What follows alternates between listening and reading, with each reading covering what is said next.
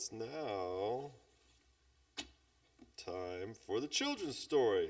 So if the kids want to go get some baskets in the back, we can pick up some.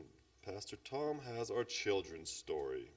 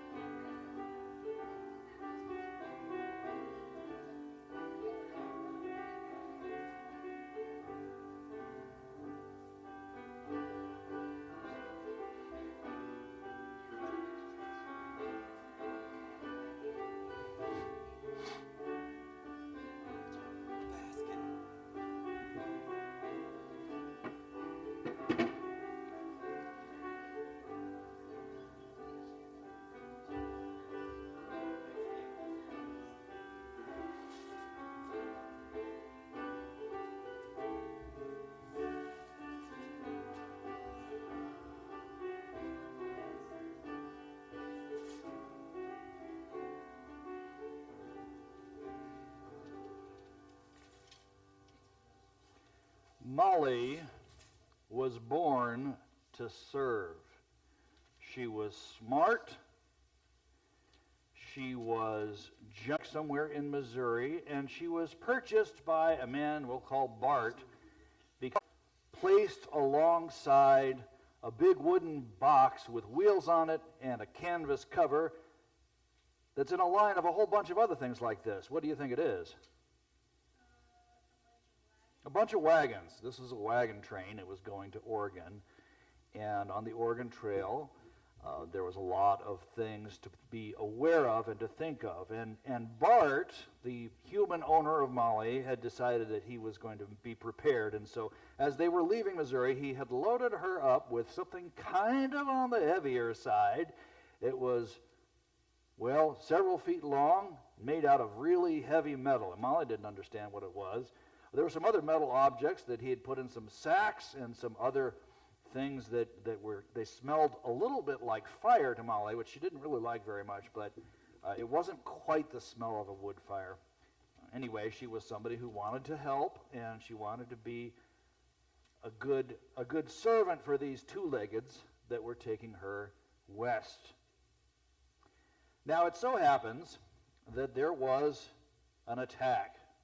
A different group of two-leggeds came whooping over the hills to attack the wagon train. These two-leggeds were painted, and they wore feathers, and they did not seem very happy. Indians, of course. Well, Molly didn't have a word because she didn't have any words. But she could tell that the two-leggeds she was used to, including Mr. Bart, were pretty nervous. She saw how they circled the wagons to keep out the attacking Indians, and she could kind of smell how they were scared. You know, animals can do that. And so what they would make a little fort with these wagons. But then Bart did something with her she didn't really understand. He shifted her around, and he arranged that big, long, heavy thing so that it was pointing backwards. And he shuffled around and moved some of the other metal pieces, and there was that stuff that smelled like fire got moved around and puffed in so that it was kind of in Molly's nose a little bit. And then Bart backed her up so that her hindquarters were facing outside the circle. And there was a tremendous thump. And Molly found herself pushed forward. Now, I want you guys to think about the poor Indians. The Indians were becoming alarmed over the years as more and more whites were pushing west through their territory. And on this particular occasion, the local chief and some of his warriors decided they were going to take out a wagon train. They picked the wagon train that happened to have Molly in it. And they attacked, and the wagons circled up. At about the time that they were going to charge and overwhelm the settlers, there was a tremendous thump, And now they had seen a mule. They knew what a mule was. It's half horse, half donkey, right? And they're great creatures for this kind of thing. Hauling stuff and just really great work animals. But what they'd never seen was a mule will make peace, will let them go, because that is something I have never seen before. You probably figured out it was a little cannon, and Bart, not knowing exactly what to expect crossing the plains, had bought a cannon and bought a mule to haul the cannon across the plains in case they were attacked by Indians. They would use the cannon as a counterattack. And the Indians walked up with gestures of peace, and I guess the wagon train leader must have known what those gestures meant, because he said, okay, everybody put your guns down, we're going to have peace. And they signed and they talked a little bit. The Indians had some broken English. They said, please go. We have never seen anyone who could shoot 'em mule. So, there's all kinds of things that we can get from this story. One is that it always helps to be prepared.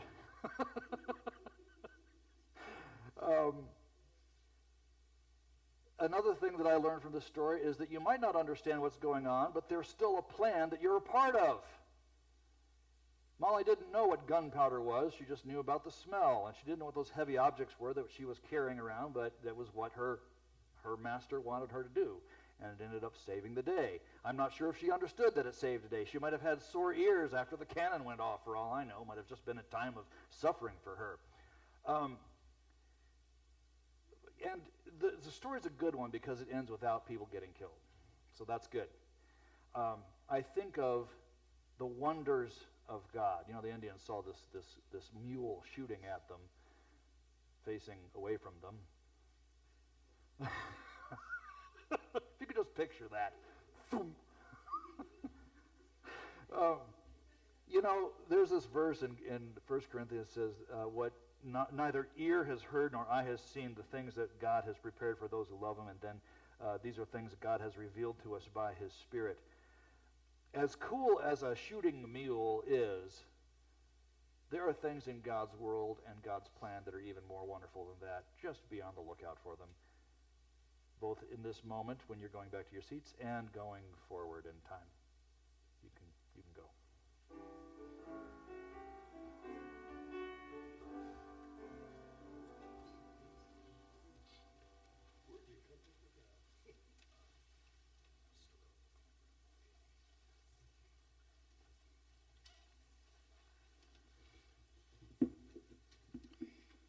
Today's offering is for the church budget. It says, the appeals for Luke 14:20-28. Suppose one of you wants to build a tower. Won't you first sit down and estimate the cost to see if you have enough money to complete it? We worship God with our resources because he is the master consultant. Jesus taught that everything comes with a cost, and it is wiser to know the cost and plan. This life management principle applies to all aspects of our existence. Ignoring or neglecting this brings embarrassment, trouble, and pain. A young man was anxious about his upcoming wedding. He knew that the bride was the one he had dreamed of, but he had some real concerns for their finances as a new couple. He would be the only one earning a salary, and previously as a bachelor, he could hardly reach the next payday without borrowing some money. Surprisingly, after the first month, the first quarter, and the first year of marriage, the one income was sufficient for the couple's expenses. They could even reach the next payday with some bit of savings. The result was great peace of mind. How was that made possible? During their wedding preparation, the pastor, consoling them, reminded them about the instructions of Jesus. Sit down and estimate the cost. They learned about the importance of a family budget. Neither of the spouses was an accountant, but with practice, discipline, and God's help, they established a budget, a roadmap for their expenses. Today, we live in a generation that is constantly urging us to use our resources without thinking and planning. Commercials and viral advertising appeal to our senses. Many base spending on what they see, hear, touch, smell, and taste. The result is an unhealthy spending pattern leading to some dire consequences. The master consultant, owner, and provider of all resources provides valuable insight to avoid these pitfalls of unwise spending. This week, as we worship with our tithes and regular offerings, let us place God and his instructions on the forefront of our lives. Would the deacon and deaconess come forward?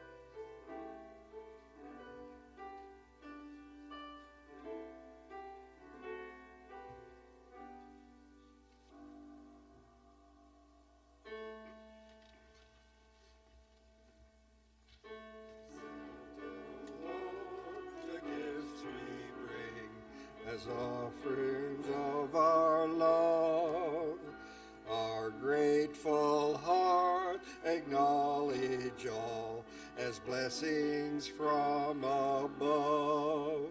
May these our gifts glorify you, Lord, for our hearts we also bring. We want our lives to honor you, our Maker, Sustainer, Redeemer, and King. You may be seated.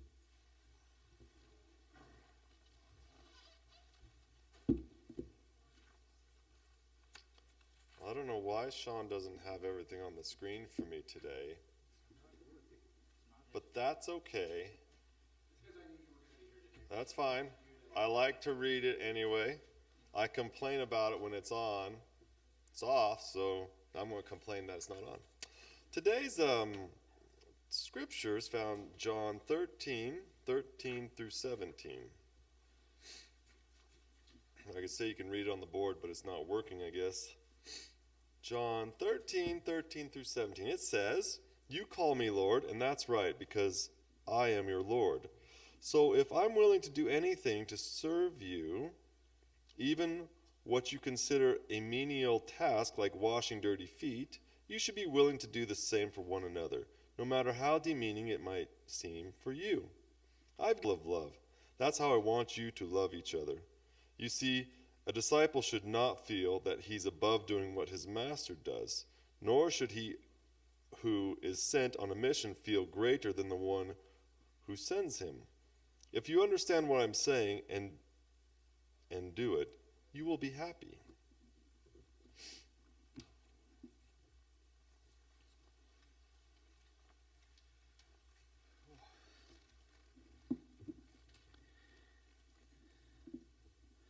Let's pray.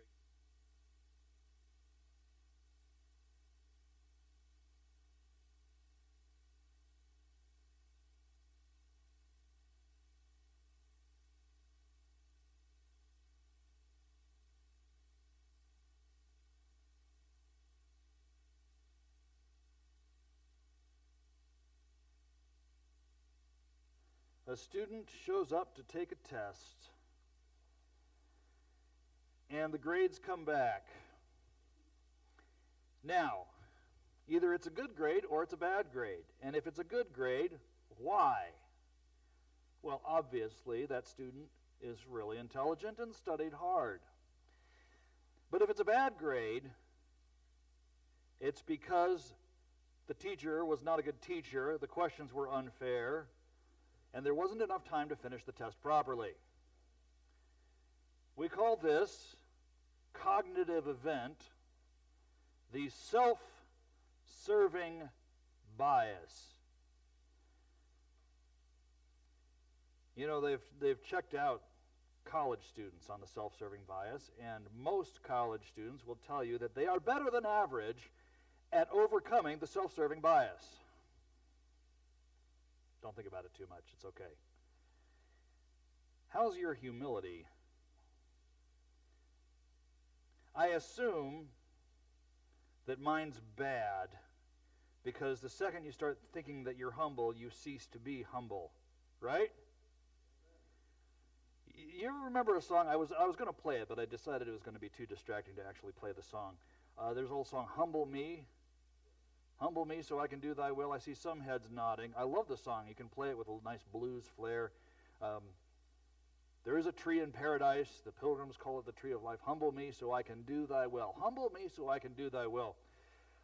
Turn, if you would, to Matthew chapter 26.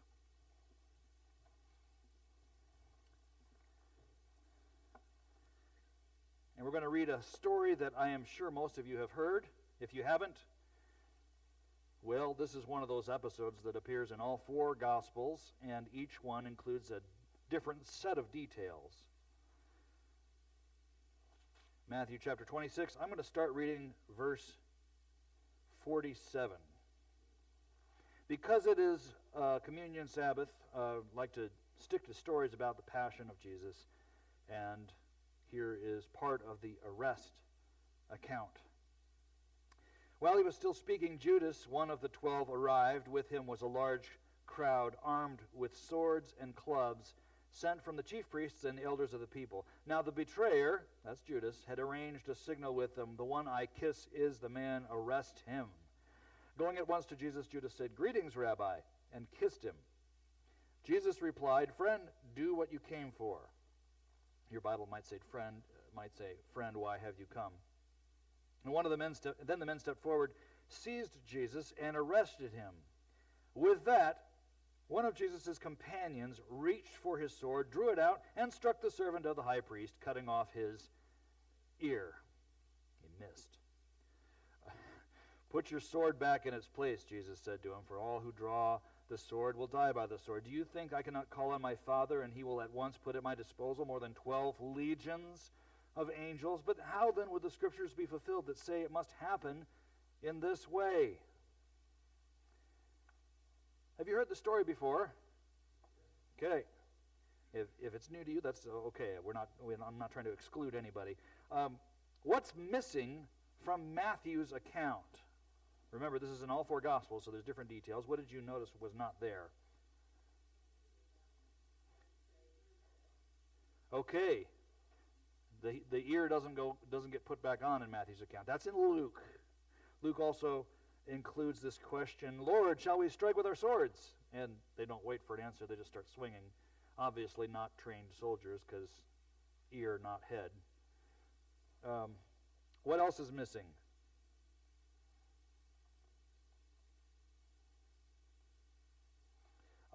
The names. Who was it that was swinging the sword around? Peter. That's in the Gospel of John. John also includes an intimidation moment where Jesus says, who are you looking for? And they fall back because they're afraid. Mark includes Jesus asking if they think he's leading a rebellion because he's been teaching in public. Everything that he said out where everyone could hear it. How would it be if you were Peter or the other disciples watching this happen? How would you feel? You're ready to start a fight. And Jesus says, stop it, put that away. And then he heals the guy that you attacked. This is kind of humiliating, isn't it? Because you've been listening and thinking you're paying attention to what Jesus was teaching this whole time. He talks about this kingdom that's coming, and he's described it in some pretty strange terms, but you were still pretty convinced that it was going to be an arrival of a kingdom by force, because that's how kingdoms arrive. Back in Mark 14, Peter insisted emphatically to Jesus, even if I have to die with you, I will never disown you. All the others said the same. How did that go? They all left. Verse 56 here in Matthew 26, the end of it says, all the disciples deserted him and fled. In a way, this is inevitable. The song says, humble me so I can do thy will. It's not that Jesus cannot use arrogant people, because all of the disciples, including Judas, were used by God to do miracles, to preach the kingdom before this passion event. But there's a limit to how far God can take you if you are not humble. And by you, I mean me. I mean all of us. Even after the resurrection, the disciples knew things were different because who comes back from the dead? Nobody. Jesus did. Okay? So the things are different than they thought, but they still thought Jesus was going to establish an earthly kingdom. That's in Acts chapter 1. The difference between after the resurrection and this moment where Peter attacks Malchus and Jesus heals the man's ear, the difference is it's this moment, I believe, that the disciples suddenly cross a threshold into becoming teachable. Are you teachable? Am I teachable? When was the last time you had to change your mind about something? When was the last time you had to change your mind about something about God? Or do you have all the truth? Don't answer that. God can use anything and anyone he wants.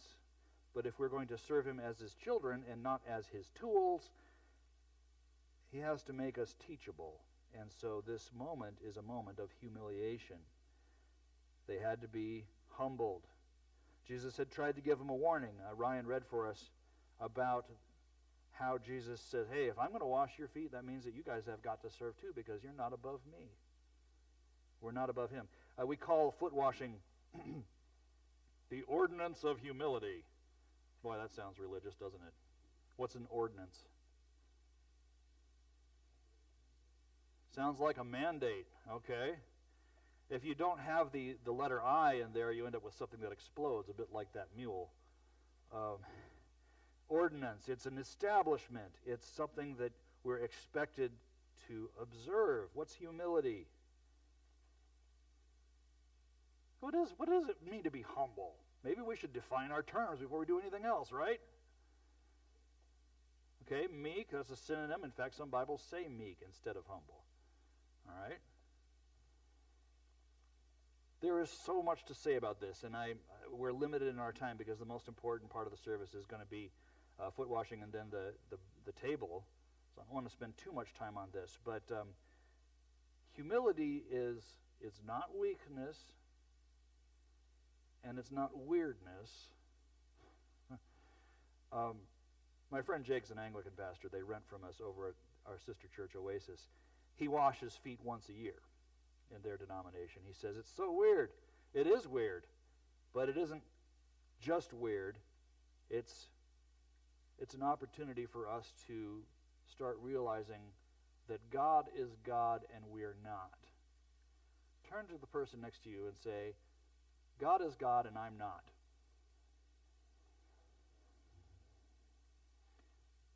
You can even make that into prayer. God, you are God and I'm not. And that's a good prayer. Okay? The pride is, I think, the quintessential sin throughout human history, but especially in our time. In this moment here, Jesus says to Peter, put your sword away. This is God's plan. The Bible predicted this, Peter. Anybody who raises a sword is going to die by the sword. And it's a through the looking glass moment for Peter because everything that he had thought about a kingdom and about Jesus as the chosen one, the Messiah, the Christ, it goes inside out and backwards, kind of. Peter was humbled and he knew what it was like to go through that experience. Everybody has to go through that experience. Either we submit to being humbled by God or we don't and end up getting humbled by God anyway. It is what it is. This is from Peter's letter. He wrote many years later. He was getting to be an old man by then, but he knew what it was like to have to be humbled, and so he wrote to his friends. This is 1 Peter chapter 5, and I'm going to read verse 6. Humble yourselves, therefore, under God's mighty hand, that he may lift you up in due time.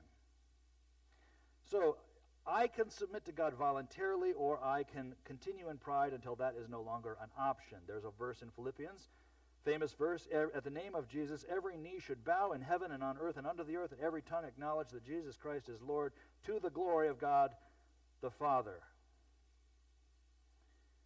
You 90s kids may remember a lyric from around 92. If you want to kiss the sky, you'd better learn how to kneel. That was a dig at the hippies of an earlier generation. They had an icon who sang, "Excuse me while I kiss the sky." Sorry, you can't come face to face with heaven without humility, without kneeling. Now, when Philippians says every tongue will confess, that word confess means joyfully admit. Every tongue will joyfully admit that Jesus is Lord.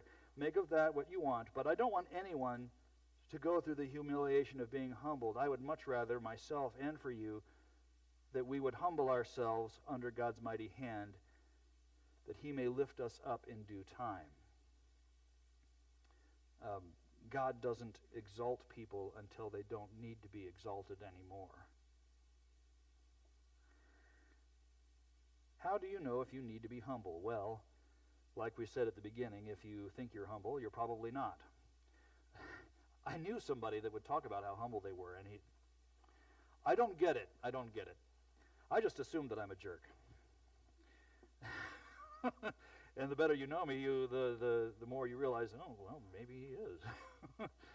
Okay, but humility is not beating yourself up or looking down on yourself. That itself is a kind of pride. You think you know the standard by which you can judge yourself. But we don't want to put ourselves in the place of God. Humility is letting God show you how to think of yourself honestly. Not less than, but not more than either. Really, to forget about yourself. That's why you may have heard this saying, humility isn't thinking less of yourself. It's thinking of yourself less. Why don't you repeat those two halves of the sentence together? I'll say one, then you repeat it after me. Humility isn't thinking less of yourself.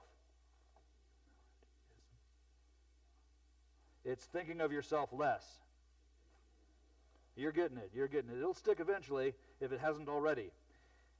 We could ask questions. How do you take criticism? Does it really hurt, or is it something you can learn from? How do you take advice? Are you insulted by the fact that you might need advice? Does anybody here not need advice? Okay. How do you handle thanks? I heard a wonderful sermon this week, podcast. Tim Keller was preaching about the woman caught in adultery that appears in the Gospel of John. And it was so good, I thought about ripping it off wholesale and bringing it. I might still do that, just not today. He talked about the humility of Jesus. Humility of Jesus came out in complete gentleness and complete courage. Most of us can do one or the other. Most people either love confrontation or hate it and won't go anywhere near confrontation. But somebody who is humble can do confrontation as needed without loving it or avoiding it. Humility is about putting ourselves in our right place as we put God in his rightful place. I said a moment ago that pride is sort of the endemic sin of our time. That's why we've got so much depression and anxiety, epidemic levels. You guys hear about this? Maybe you've been diagnosed. I have. Depression. And chemically, they're very related within the brain. And I think that's because we're so proud. I am all that and a bag of chips. And yet life is too much for me. How can that be? If I'm so awesome, why am I struggling so much? Not just me, but in general, people. Okay? We're told that we must have high self-esteem, and yet that doesn't seem to have equipped any of us for dealing with life. The self-esteem movement has an interesting history, but the scientific promoters who first came up with the theory have disavowed it because they have seen the results. It doesn't work. Okay? Anxiety and depression come from assuming that we are God, and so it's up to us, or at least that we're in the place of God. No, very few people would say, I'm God. Okay? But we put ourselves in the place of highest authority. So, Peter writes, to save people the trouble of what he went through, humble yourselves under God's mighty hand that he may lift you up in due time. But you know the thought continues in the next verse there? 1 Peter 5 verse 7 says, cast all your anxiety on him because he cares for you. And those go together. Those are one sentence when he was writing it for the first time. If you humble yourself, you realize it's not up to you to solve every problem. Turn to the person next to you and say, It's not up to me to solve every problem. It's not that we don't have problems, okay? It's not that we don't have worries. It's that when we get those, we cast them on God. We pack them onto God. There's this idea of throwing a blanket over a donkey. In fact, that's the same word. When Jesus goes through the center of Jerusalem, that word cast is what they do with the clothes to put it so Jesus has kind of a saddle there. Okay? Loading up our cares on him because he cares for us. God is God and we're not, which is great. And the more we absorb that, the less we experience depression and anxiety that come from being in the wrong place, from being proud. You might have things that look like they're up to you, but you can always pray, Lord, I don't know what to do, but I ask you to help me and guide me, and then you can count on him to help you as you're putting one foot in front of the other. This does not guarantee outcomes that we will like. Okay? We have had suffering within our church family here very recently, and there's our extended church family is going through some really difficult things. You ever heard that verse, all things work together for good for those that love God? Raise your hand if you've heard that one. Okay, do you believe it? I believe it. However, it does not say all things are from God. It does not say that all things are good. They certainly are not. And it does not say that we'll be able to see right away how God is working in the tragedies of our lives. Those are the things it doesn't say. In fact, that's in Romans 8. And if you go down in Romans 8, you find that Paul fully expects that we will have trouble and hardship and persecution and want, supernatural powers that we face that are evil, suffering. We might even face death, all those things we can expect to run into in this life, but we're still conquerors in Christ, and none of those things can separate us from his love. God's working a plan. We can count on his love. We can count on him to be with us, even if we don't see how the plan is working out in this life. When we get to the other side, that's another story.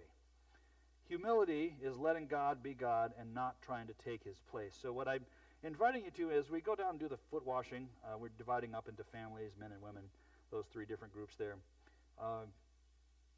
Take this opportunity to recognize that you're yourself, not God. God is God and you're not. And we're just here to serve each other, okay? Let that song, Humble Me, be your song. Humble me so I can do thy will. And may each of us, may our prayers be, God, you're God, and we're not. Okay, so the women will go to the classroom behind the drinking fountain. The men go to the classroom across the hall from that. Families are going downstairs. Did I get that right? Okay. And when we come back, try to sit every other row so that we can get the emblems handed out in an efficient fashion. God bless you.